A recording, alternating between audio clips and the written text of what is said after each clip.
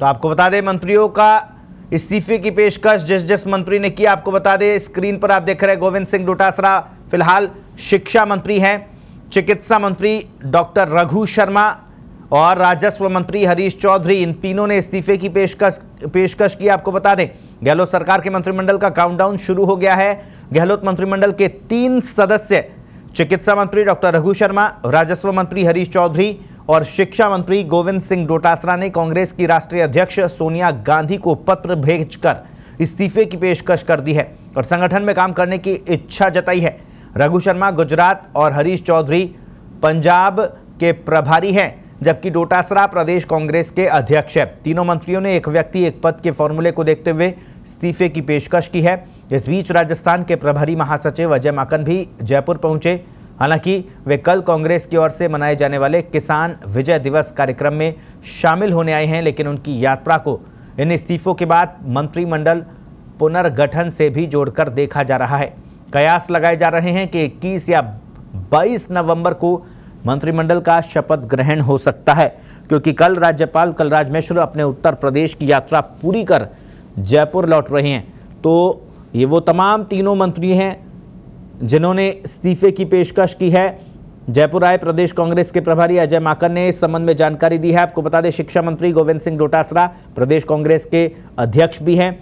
ऐसे में ये माना जा रहा था कि इनकी विदाई तय है और मुख्यमंत्री ने भी शिक्षक सम्मान समारोह में इस बात के संकेत दे दिए थे जब उन्होंने कहा था कि ये भाषण इस तरह से दे रहे हैं जैसे ये आखिरी उनका विदाई भाषण हो। वहीं चिकित्सा मंत्री डॉक्टर रघु शर्मा को गुजरात का प्रभारी बनाया गया है और उसके बाद से ही जिम्मेदारी मिलने के बाद उनका अधिकतर समय गुजरात में ही बीत रहा है। ऐसे में ये भी माना जा रहा था कि रघु शर्मा को भी, क्योंकि गुजरात में चुनाव है, विधानसभा चुनाव है, ऐसे में ये माना जा रहा था कि रघु शर्मा की विदाई भी तय है। और तीसरा नाम हरीश चौधरी राजस्व मंत्री पंजाब कांग्रेस के प्रभारी बनाए गए हैं। अगले साल पंजाब में चुनाव है, ऐसे में ये भी तय माना जा रहा था कि उनकी भी विदाई होगी।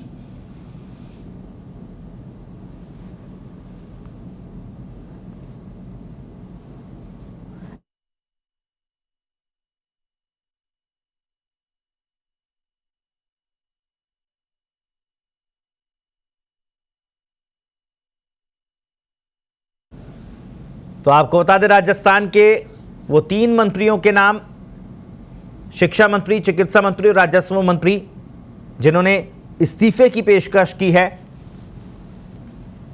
और यह भी तय माना जा रहा है कि इन तीनों मंत्रियों का गहलोत मंत्रिमंडल से इनकी विदाई तय मानी जा रही थी।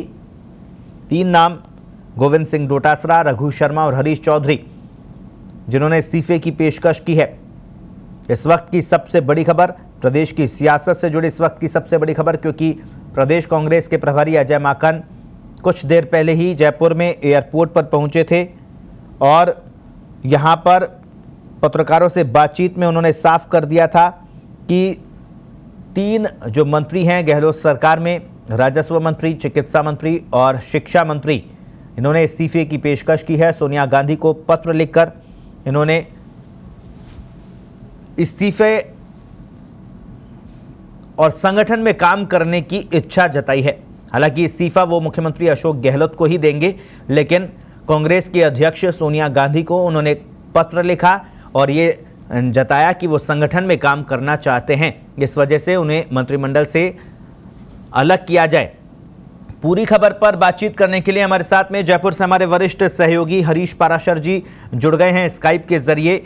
हरीश जी, जिस घड़ी का इंतजार था मंत्रिमंडल पुनर्गठन कब होगा, और पिछले 2 दिन पहले भी मुख्यमंत्री अशोक गहलोत ने संकेत दिए थे और अब प्रदेश कांग्रेस के प्रभारी अजय माकन ने यह साफ कर दिया है कि ये 3 वो नाम हैं जिनकी विदाई गहलोत मंत्रिमंडल से तय है, क्या कहेंगे? देखिए दर्श, इसमें नया कुछ भी नहीं है, क्योंकि ये लग रहा था कि 3 मंत्री जो है जिनको अलग अलग जिम्मेदारी जिनको दी गई है, क्योंकि डोटासरा के पास पहले से ही प्रदेश कांग्रेस अध्यक्ष का दायित्व है। गुजरात में प्रभारी बने हैं रघु शर्मा और पंजाब के प्रभारी हैं हरीश चौधरी। तो ये तो पहले से लग रहा था कि इन तीनों जो मंत्रियों को है वो एक पद एक व्यक्ति के सिद्धांत के आधार पर एक ही पद पे रखा जाएगा। और जो बात हो रही है कि इन्होंने पेशकश की है, वो स्वाभाविक रूप से उनको ये लग रहा था, क्योंकि जो ही रघु शर्मा को प्रभारी बनाया गया, उन्होंने तब भी कह दिया था कि वो अब ज्यादा समय के मंत्री नहीं है। खुद डोटासरा कई बार संकेत दे चुके कि उनसे जो काम कराना करा लीजिए, वो मंत्री अब नहीं रहने वाले। और हरीश चौधरी तो पहले ही पेशकश कर चुके हैं। अब इसका जो जो सैद्धांतिक पक्ष है वो तो यह है कि मुख्यमंत्री के पास इस्तीफा आएंगे, उसके बाद स्वीकार होंगे। लेकिन अगर ये मंत्रिमंडल का पुनर्गठन ही है, जैसा कि कहा जा रहा है, मुख्यमंत्री खुद संकेत दे चुके हैं, तो मुझे लगता है कि कुछ और मंत्रियों के भी इस्तीफे अभी आने वाले हैं, जिनको बाहर किया जाना है। और ये भी हो सकता है कि अभी मंत्रिमंडल के जो गठन की तारीख है, पुनर्गठन की जो तारीख है, वो अगले 1-2 दिन में हो जाए। जैसा अभी आपने बताया भी है कि संभवतः 22 तारीख के पहले पहले, या मैं मानता हूं कि अगर थोड़ा आगे पीछे भी हो तो 25 नवंबर के पहले पहले ये पुनर्गठन की प्रक्रिया मंत्रिमंडल की पूरी हो जाएगी। और इसमें अचरज वाली बात कोई नहीं है, ये होना ही था। जी, मुख्यमंत्री ने भी ये साफ कहा था कि अब जल्द मंत्रिमंडल पुनर्गठन हो जाएगा। तो क्या लगता है कि सभी मंत्रियों के इस्तीफे मुख्यमंत्री मांग लेंगे, नए सिरे से कवायद शुरू होगी? देखिए, ये तो मुझे लगता नहीं कि इतना लंबा कवायद होगी, लेकिन जिनको हटाया जाना है उनको तो इस्तीफे देने ही पड़ेंगे। और निश्चित रूप से जैसा लग रहा है राजनीति के अंदर कि कुछ विधायकों को, कुछ मंत्रियों को वापस आउट होना पड़ेगा, चाहे वो 2-3 की संख्या हो।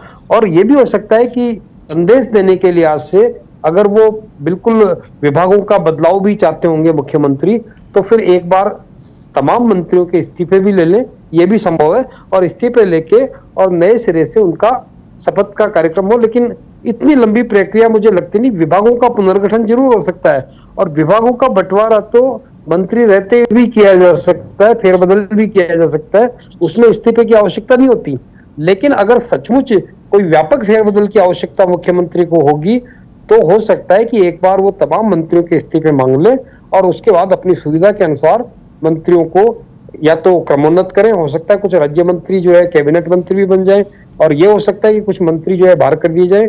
और अभी बहुत संभावना ये भी है कि कुछ विधायकों को संसदीय सचिव जैसे ओहदे भी सौंपे जाए, क्योंकि जो लंबा असंतोष चल रहा है 1.5-2 साल से पार्टी के अंदर, संगठन के अंदर, उसको कहीं कहीं ठंडे छिटे देने का ये काम अगले 2-3 दिन में होने वाला है। जी, निश्चित तौर पर 1-2 दिन में राजस्थान में गहलोत टीम के नए सारथी भी आने वाले हैं। हरीश जी, जिस तरह से ये 3 नाम तो तय हो गए हैं कि इनका जाना तय है, लेकिन गहलोत सरकार में काफ़ी अहम ये माने जाते थे चिकित्सा मंत्री डॉक्टर रघु शर्मा। मुख्यमंत्री लगातार उनकी तारीफ करते रहे हैं कि कोरोना में उन्होंने बेहतर काम किया है। शिक्षा मंत्री गोविंद सिंह डोटासरा भी लगातार सुर्खियों में रहे। क्या लगता है, क्योंकि अब नए चेहरे कौन कौन हो सकते हैं और किन किन को प्रमोट मुख्यमंत्री अशोक गहलोत कर सकते हैं? देखिए, स्वाभाविक रूप से जो नाम सामने आ रहे हैं, खासतौर से सचिन पायलट खेमे के, ये तो तय है कि सचिन पायलट शायद इस मंत्रिमंडल में अब दोबारा अपनी जगह नहीं बनाएंगे, न ही उनको ऐसा मौका मिलने वाला है, और न ही वो खुद आने वाले हैं, जैसा उन्होंने बार बार संकेत देकर कहा भी है। जो मोटी चीज जो समझ में आ रही है वो ये है कि चूंकि हरीश चौधरी बाड़मेर से आते हैं, तो बाड़मेर से संभवतः हेमाराम चौधरी को, जो सचिन पायलट खेमे से आते हैं, उनको मौका मिल सकता है। उसके अलावा रघु शर्मा की जगह किसी और हो सकता है किसी ब्राह्मण नेता को ही मंत्रिमंडल में जगह मिले। और क्योंकि शेखावटी से आते हैं डोटासरा, तो वहां से भी कोई न कोई प्रतिनिधित्व मिल सकता है। ये तो 3 की भरपाई की बात है। इसके अलावा जो जितने भी मंत्रियों की जगह खाली है, अभी 9 मंत्री और बनाए जा सकते हैं। और अगर कुछ लोगों को ड्रॉप किया जाता है, 3 9 की और 3 इनको मिला के 12 तो ऑलरेडी हो ही गए हैं, लेकिन कुछ को ड्रॉप किया जाता है, तो हो सकता है 2-4 नाम और नए जुड़ जाएं इसके अंदर। तो कई लोग हैं जो बार बार कह रहे हैं, सचिन पायलट के जो समर्थक है, जिसमें दौसा से आने वाले मुरारी मीणा, रमेश मीणा है, भंवरलाल शर्मा है।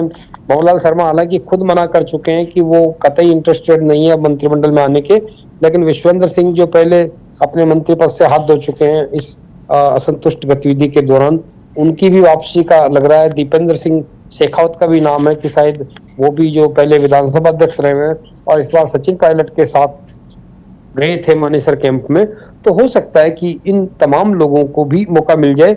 लेकिन मैं फिर ये कह रहा हूं कि अभी अभी बहुत गुंजाइश ऐसी भी बच रही है कि जैसे बीएसपी के जो लोग आए थे, कांग्रेस में शामिल हुए थे, उन 6 के 6 लोगों को तो जगह नहीं मिलेगी, लेकिन हो सकता है कि उस बीएसपी खेमे से भी किसी एक को मंत्रिमंडल में मौका मिले। साथ ही जो निर्दलीय हैं 12-13 जो जो बराबर अशोक गहलोत के साथ बने हुए हैं, उनमें से भी मौका मिलेगा। कई निर्दलीय ऐसे हैं जो पहले मंत्री भी रह चुके हैं और वो स्वाभाविक दावेदारी कर रहे हैं। तो मुझे लगता है कि अभी तमाम जो एक्सरसाइज हुई होगी आलाकमान के पास, वो इन सारे समीकरणों को देखकर हुई होगी कि असंतुष्टों को भी संतुष्ट किया जा सके और इस गतिविधि के बाद, इस पुनर्गठन के बाद कहीं और लोग असंतुष्ट खड़े नहीं हो जाएं। क्योंकि देखिए, सरकार बनने के बाद भारतीय जनता पार्टी भी कई बार कह चुकी है, भारतीय जनता पार्टी के नेता भी कह चुके हैं कि जो ही पुनर्गठन होगा, कहीं न कहीं असंतुष्ट की गतिविधियां और बढ़ेगी और जी। ये सरकार चली जाएगी। कहना जी। बहुत मुश्किल है, लेकिन ये तमाम चीजें जिन पर निगाह रहेगी।